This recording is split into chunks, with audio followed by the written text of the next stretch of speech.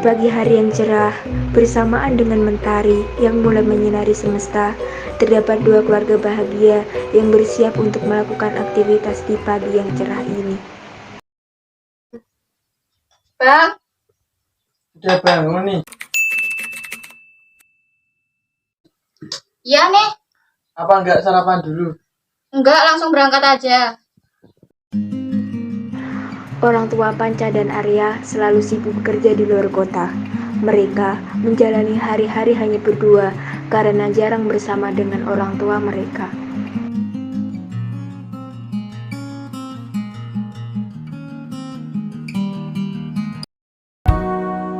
Perjalanan membawamu bertemu denganku, ku bertemu kamu. Di sisi lain, hiduplah seorang gadis cantik bernama Sila yang hidup dalam keluarga harmonis dengan kasih sayang papa dan mamanya. Tanggal 3 Mei ada acara ulang tahun sekolah loh, Pak.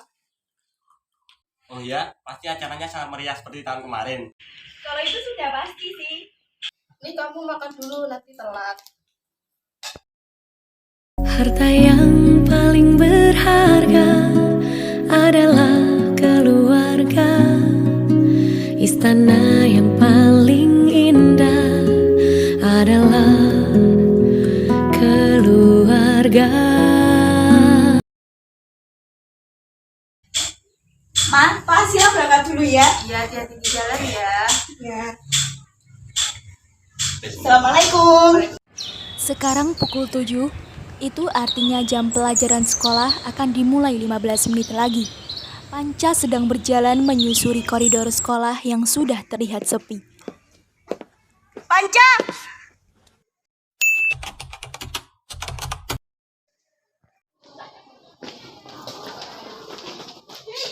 Bisa main yuk sama teman-temannya Li juga. Besok ada jadwal ibadah aku. Gak apa-apa. Selesaikan dulu ibadahmu, nanti kita kumpul di tempat biasa. Oke. Kita ke kelas yuk. Oke. Mereka pun berjalan bersama menuju ke kelas. Di kelas, mereka kedatangan murid baru.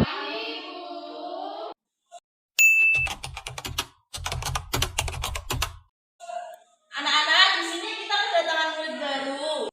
Hai semuanya, kenalin nama aku Liuna Melin. Kalian bisa panggil aku Liu.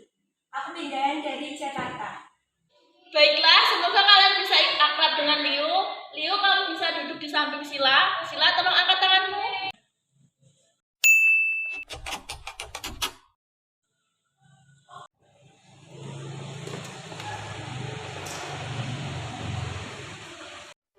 Tanah airku tidak kulupakan, kan terkenang selama hidupku. Biarpun saya pergi jauh, tidakkan hilang dari kalbu.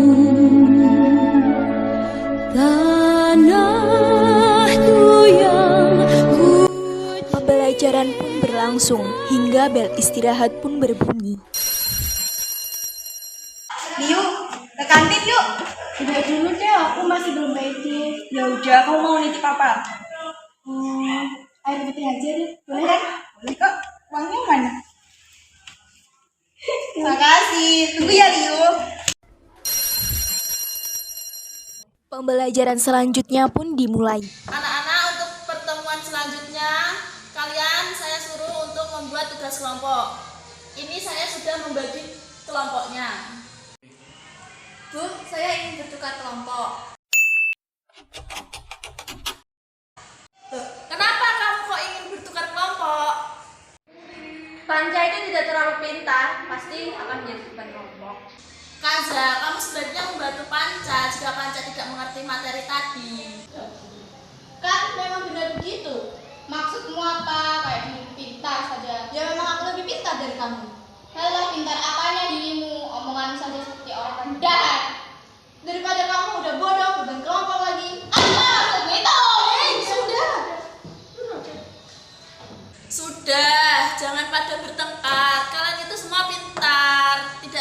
bodoh. Baik, Bu.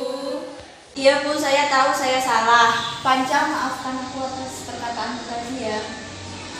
Iya, tidak apa-apa. Tapi tolong jaga omonganmu. Baik. Akhirnya mereka pulang ke rumah masing-masing. Dulu kita masih remaja, usia anak SMA. Di sekolah kita berjumpa, pulang pasti kita berdua. Dan kini kamu ada di mana? Sesampainya Sila di rumah, Sila, keluar dulu nak. Ya Ma, bentar. Begini nak, mama sama papa ingin pergi berlibur. Bagaimana menurutmu? Kapan itu, Pak? Nak. Ya, Sila ada janji mau ke rumah Kaza sama teman-teman. Mana nanti kita bisa berangkat selesai kamu pergi sama temanmu. Beneran, Mah? Kalau teman-temanku diajak boleh nggak? Teman-temanmu? Iya. Boleh, asalkan mereka dapat izin dari orang tua mereka. Yeay, terima kasih Mama. Nanti akan aku sampaikan ke teman-temanku. Selain pintar di sekolah, Sila juga merupakan anak yang rajin membantu kedua orang tuanya. Hari ini, karena rumput di halaman rumah Sila mulai lebat, mereka bertiga memutuskan untuk gotong royong membersihkannya.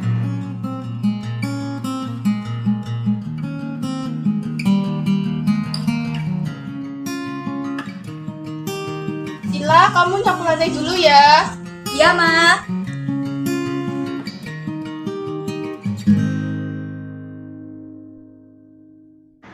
Pancasila terdiri dari kata panca dan sila, sang ideologi negara, dengan burung Garuda sebagai lambang bangsa serta kekuatan Indonesia.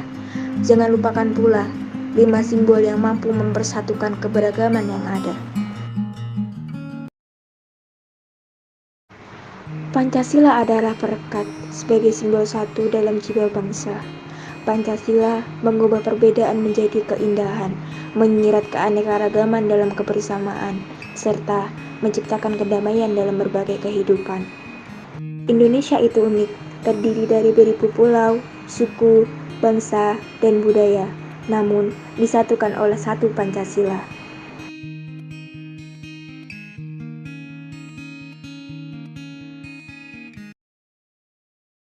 Keesokan harinya, Sila, Panca, Liu, dan Kaza pergi jalan-jalan.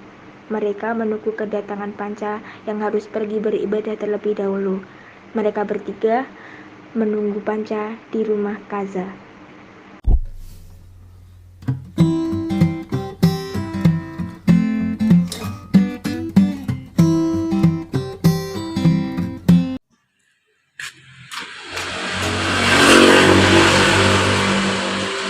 Maaf ya telat datangnya. Udah nggak apa-apa, lagian yang lain juga belum pada datang kok. Oke, tadi kan kita mau bahas mau kemana. Kalau misalkan kita ke taman kota gimana? Nggak apa-apa, ikut aja. Gimana? Mau nggak? Ayo. Oke, kita ke taman kota. Fix, yuk. Lahirmu, wujud sejati kekuatan bangsa. Hadirmu, wujud sejati persatuan bangsa. Dirimu adalah cita-cita luhur bangsa, serta dasar bagaimana bangsa melangkah. Gagah berani di dada sang Garuda, menebar kebaikan dan semangat dari segala penjuru Nusantara. Dialah Pancasila. Sampainya di taman kota, mereka melihat pemulung. Sila, lihatlah orang itu. Kulitnya sangat hitam. Kamu tuh nggak boleh seperti itu. Kamu ngerti nggak? Di Indonesia kita ini tuh memiliki kulit yang sangat beragam. Ada yang putih, ada yang kuning langsat, ada yang sawo matang, bahkan ada yang hitam. Kamu tahu nggak? Bahkan mereka yang berkulit hitam itu memiliki ketahanan dari sinar UV itu lebih baik daripada yang berkulit putih. Untuk itu kita sebagai masyarakat Indonesia itu seharusnya menghargai keberagaman ini. Jadi jangan saling menggunjing satu sama lain. Paham? Udah, ayo kita jalan-jalan ke sana yuk. Yuk, jalan-jalan yuk. Hari itu, Juni menjadi saksi bisu ketika Pancasila menjadi pemersatu, menyatukan kita yang berbeda hingga kata toleransi hadir di antara kita. Untuk hari penuh kemenangan yang pernah ada, terima kasih untuk segala. Indonesia memiliki butir-butir yang menjadi dasar negara, mengandung banyak makna, serta menjadi acuan untuk petunjuk hidup. Selagi masih ada kesempatan, pegang teguh butir-butir itu sampai kita menjadi debu. Tetap utuh, tetap menjadi dasar yang kuat. Selamat bertambah usia, Pancasila.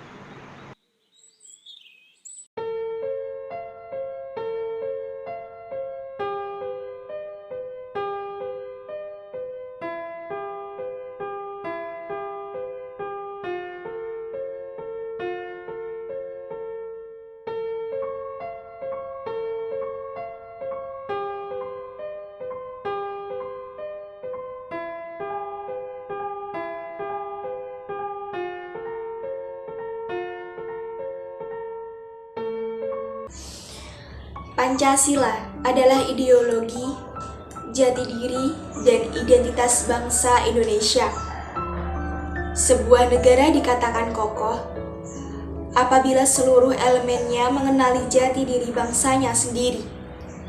Saya jadi teringat, akhir-akhir ini bangsa Indonesia tampak jadi lebih rapuh, bukan karena usianya, tetapi karena generasi penerus bangsanya yang tidak mengenali jati diri bangsanya sendiri.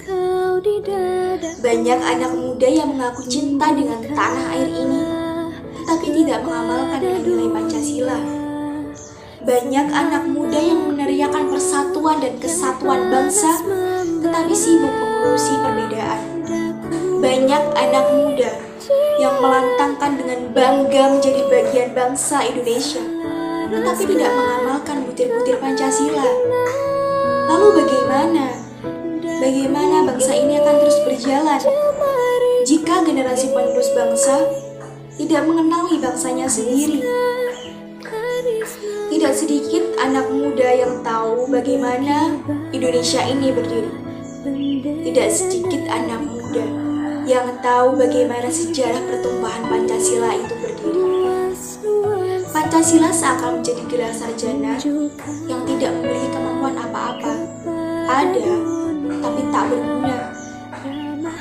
Apa jadinya bangsa ini, wahai generasi muda? Apa jadinya bila kita tidak memahami konsep Pancasila dalam sejarah bangsa Indonesia? Barangkali para pendiri bangsa sedang menangis terseduh-seduh. Menangis karena perjuangannya yang terasa sia-sia.